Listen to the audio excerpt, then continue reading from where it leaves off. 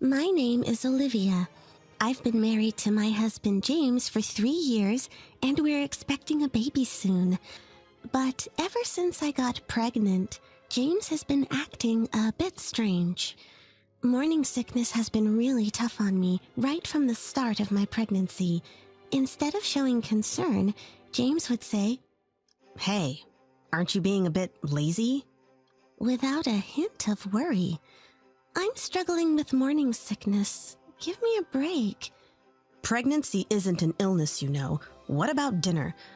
I can't even think about making dinner with this morning sickness. Useless. Fine, I'll go eat out.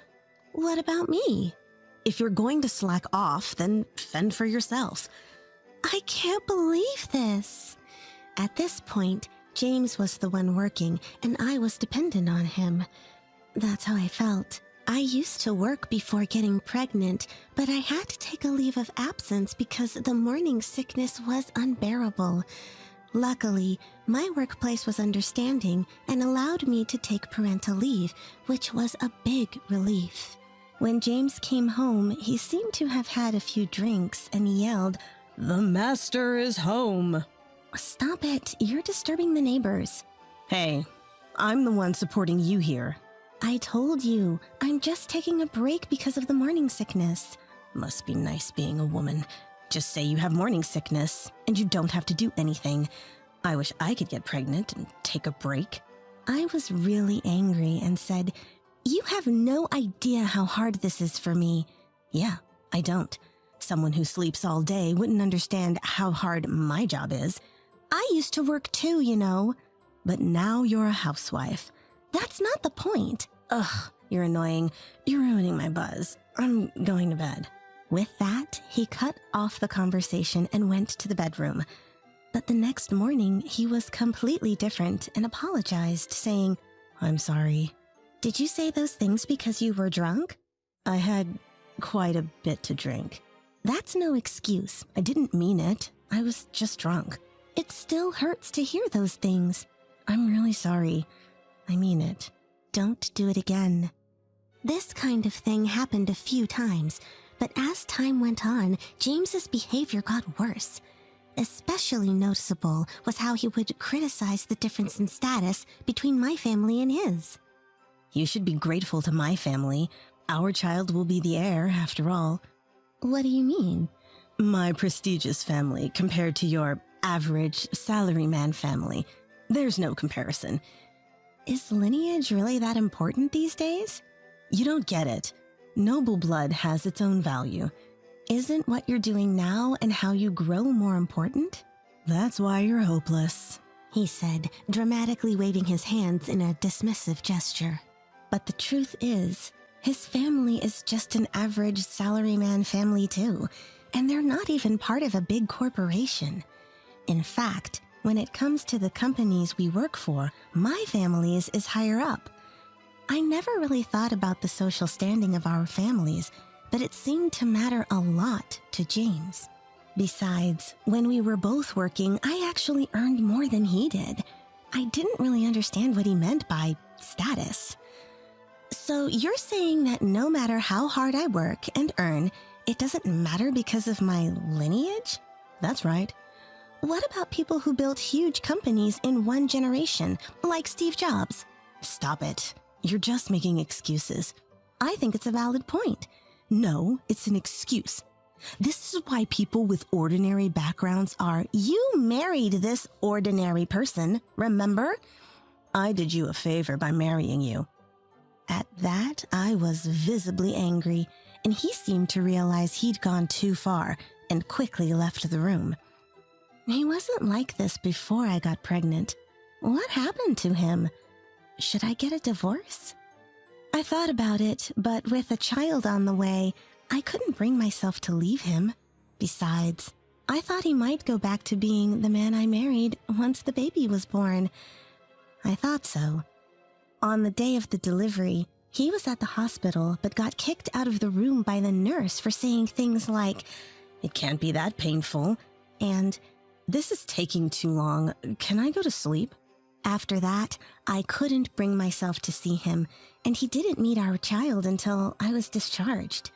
During that time, he sent messages like, "The nurse kicked me out. Where should I go? What about my dinner? Has the baby been born? If I can't see them, I don't need to come, right? The baby looks like me, not like you at all, LOL." That's when I seriously started considering divorce. But what held me back were my in-laws. They are wonderful people. As soon as the baby was born, they called to say, "We're so glad everything went well. How are you feeling?" Take it easy. Do you need anything? We can send it over if it's not a bother.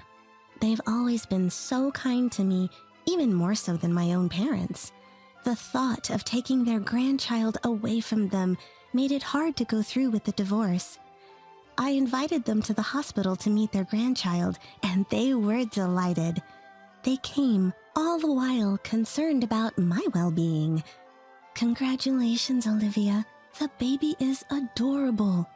Oh, absolutely. Our first grandchild.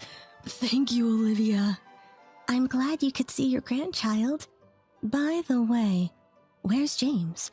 I couldn't tell them the truth about James's terrible behavior, so I said, "He's busy with work." That man, I swear. "He should take some time off for such a happy occasion." "Well, he has to work." True. We'll need the money now more than ever.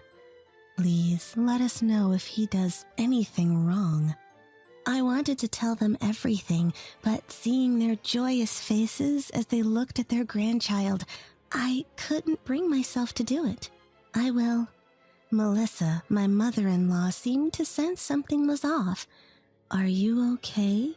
You look tired. Is something wrong?"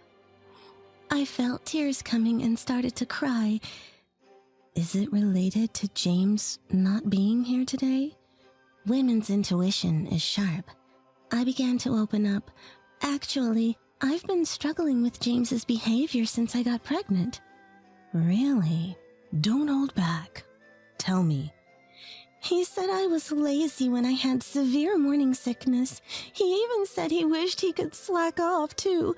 I'm not slacking off." Oh my. I told him how bad my morning sickness was. He doesn't understand anything.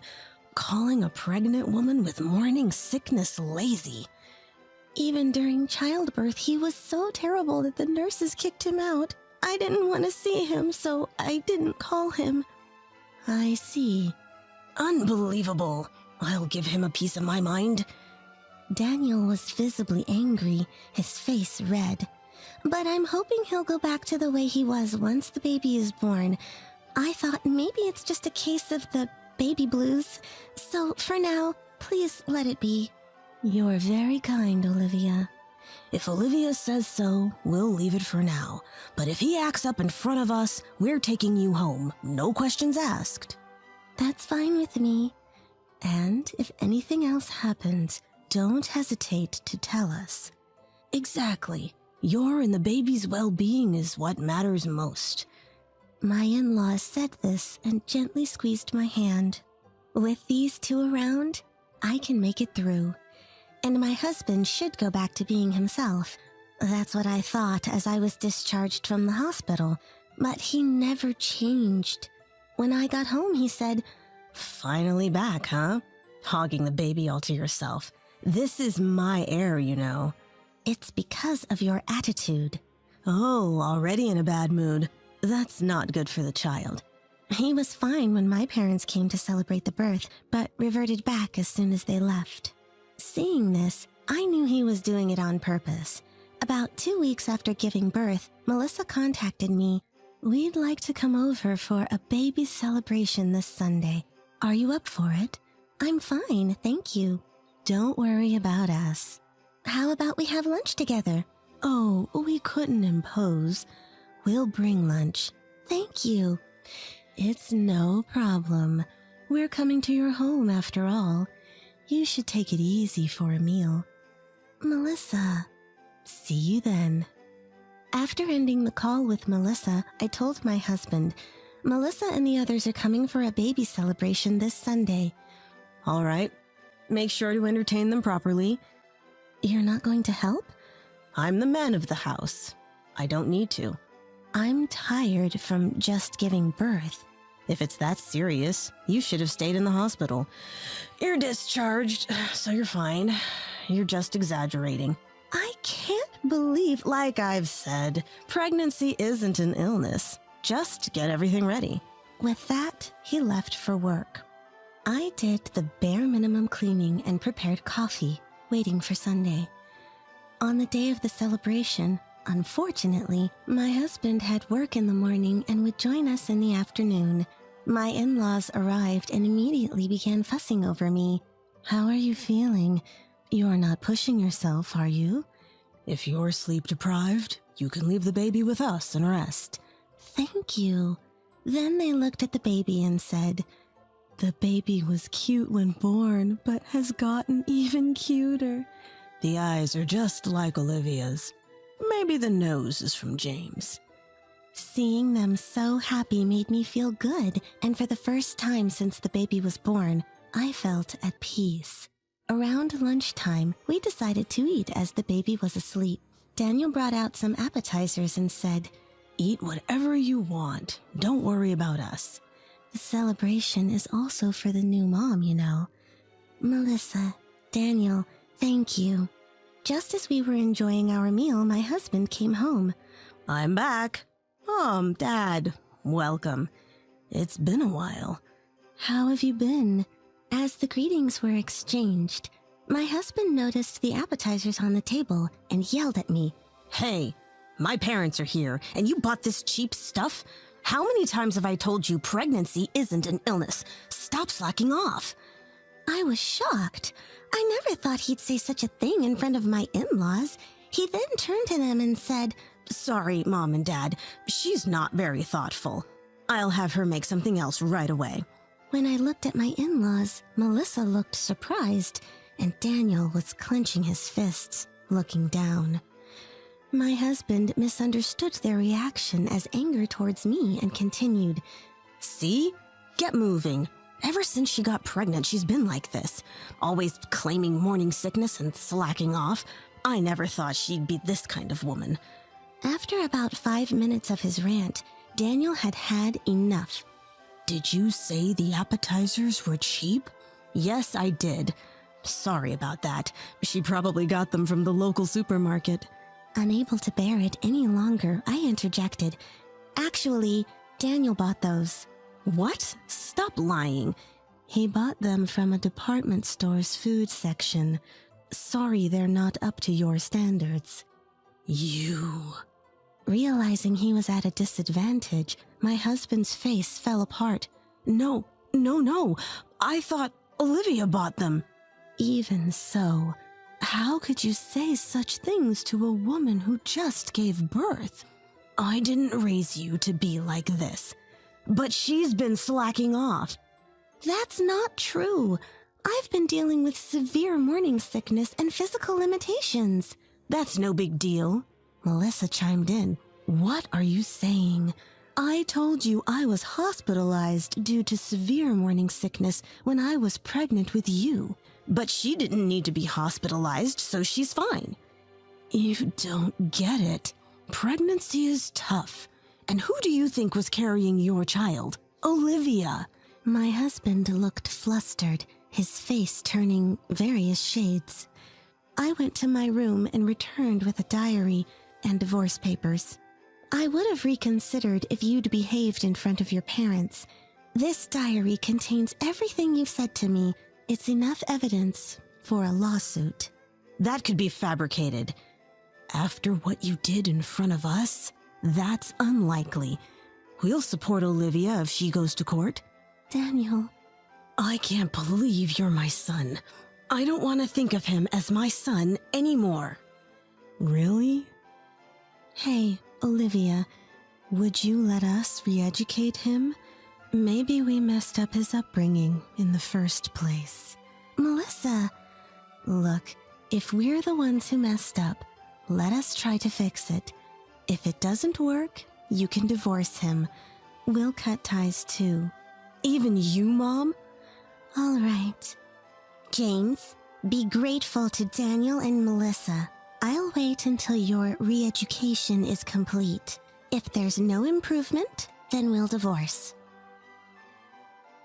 Answer me! Startled by Daniel's loud voice, James stiffened and muttered a faint, "Yes." So now, we're separated. My in-laws occasionally check on me and update me on how James is doing. Apparently, they're teaching him how to cook now. It turns out, James acted the way he did because he felt inferior to my income and was mocked by his colleagues. He took his boss's advice to strike while the iron is hot. Too literally. Even after hearing this, I can't forgive him. My in-laws aren't ready to forgive him either, so it looks like his re-education will continue for a while. After some time, I received a message from my husband. Lately, I've been doing all the housework after coming home from work. When I complained about being tired, my colleagues laughed at me when I told them why. They said I'm soft and my parents are strict. So, could you tell my parents to ease up? They seem to listen to you more, and if you say it, they might forgive me. I quietly forwarded the message to Melissa and Daniel. You are the company you keep, they say. It seems the environment was toxic for James. If he doesn't change his ways soon, it looks like we'll be divorcing before our child even gets to see their dad's face.